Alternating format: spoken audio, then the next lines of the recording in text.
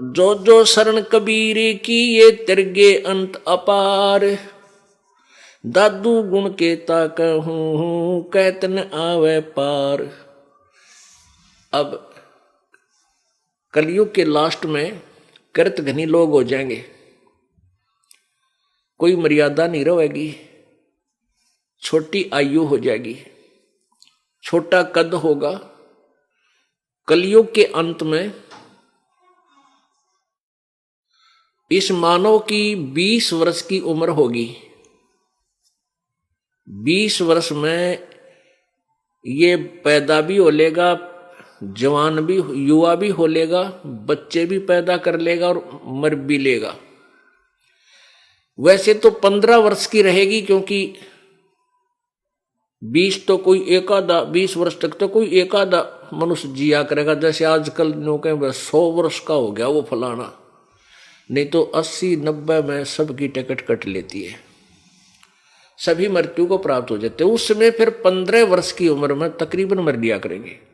और कद कितना होगा, ये गिट्ठ जो है इस तरह 2 गिट्ठ का, यानी 1.5 फुट, हद 2 फुट का। और इतनी जनसंख्या हो जाएगी, इतने कृतघ्नी लोग हो जाएंगे, कोई धर्म को नहीं जानेगा, कोई मर्यादा नहीं, कति पशुओं जैसे व्यवहार, कच्चा मांस खाने लग जाएंगे। तो उस समय ये कलयुग का अंत होगा। और 5 वर्ष की लड़की, 5 वर्ष की लड़की की शादी हो जा करेगी और 5 वर्ष की लड़की संतान उत्पत्ति करने लग जाएगी।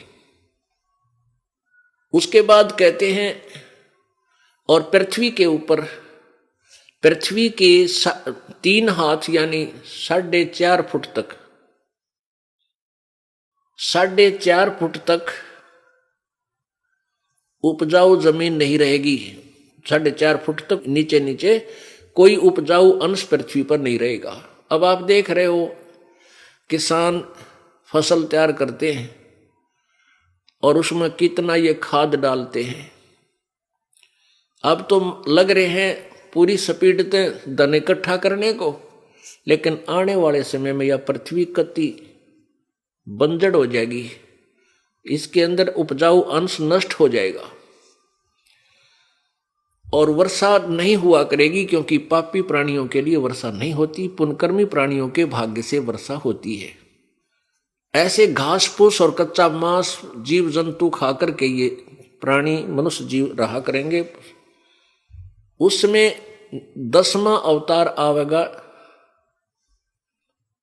नीकलंक नाम तय, और फिर इन सब कृतघ्नियों को मारेगा, काटेगा, गर्दन काटेगा, जैसे परशुराम ने क्षत्रिय काटे थे।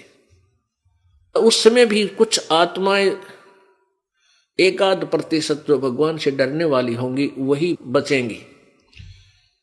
और फिर से सतयुग प्रारंभ होगा। कैसा होगा कि एकदम बहुत जबरदस्त वर्षा होगी प्रभु की कृपा से, और पूरी पृथ्वी पर कई फुट, सैकड़ों फुट पानी इकट्ठा हो जाएगा। अच्छी आत्माएं ऊपर क्षेत्रों में चली जाएंगी, पहाड़ों के ऊपर, और फिर पूरी पृथ्वी पर पानी सूखेगा धीरे धीरे। जो नीचे उपजाऊ अंश नष्ट हुआ था वो धीरे धीरे जहर, वो विष ऊपर आ जाएगा जल में, और फिर वो धीरे धीरे जब सूखेगा उसमें फिर पूरी पृथ्वी पर घास फूस, वन, ये पेड़ पौधे उग जाएंगे। और फिर धीरे धीरे वो ऑक्सीजन, जो अप्रदूषण फैल गया है, तो पूरी पृथ्वी पे जब हरे भरे वन हो जाएंगे, वो फिर उस ऑक्सीजन को छोड़ेंगे, कार्बन डाइऑक्साइड को ग्रहण करेंगे, और धीरे धीरे वातावरण चेंज हो जाएगा और फिर से सतयुग प्रारंभ होगा।